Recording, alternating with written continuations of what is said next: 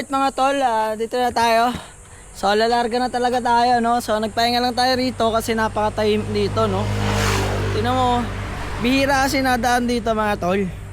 Siguro to parang bypass to sa Indang, no. So ayun na, kung may kilimlim na, patay tayo dyan. Sana walang abire sa lakad natin ngayon.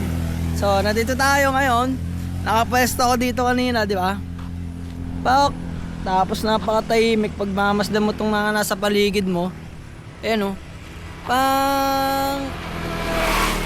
Kita mo yan? So yan yung makikita mo dito pag nakatambay ka rito, no? So ang ganda lang ng spot niya.